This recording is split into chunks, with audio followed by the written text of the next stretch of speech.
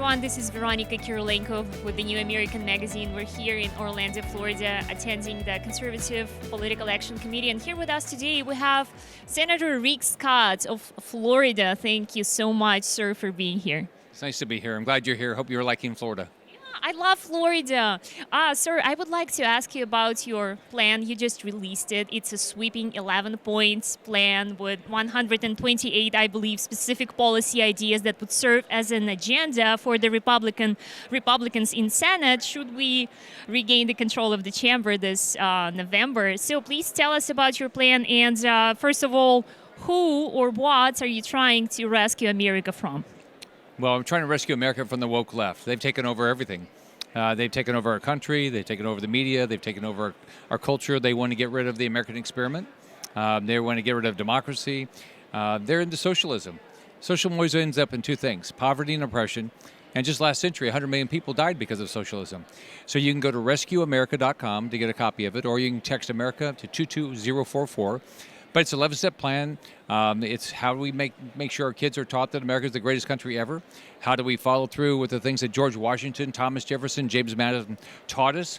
They gave us the greatest documents. If we follow them, it'll continue to have prosperity. But Americans right now, I think, have taken for granted. We're spoiled, so we got to show up because the left is trying to control this country.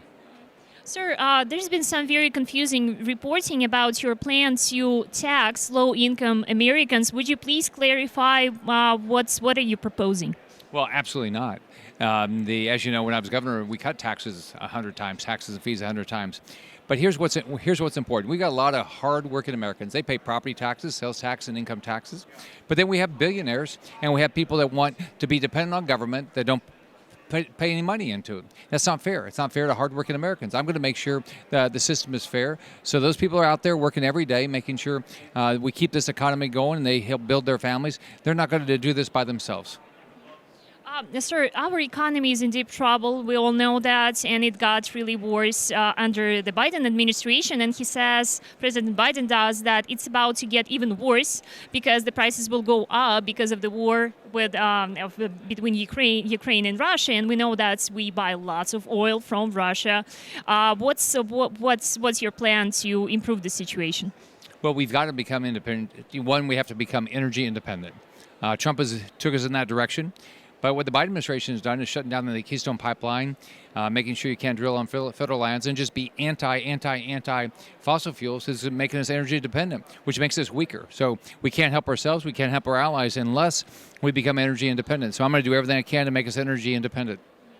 Sir, one point, it especially attracted my attention. It felt very refreshing. You specifically mentioned God and religious freedoms and their crucial role in rescuing America. Would you please tell us a little bit more about that specific plan?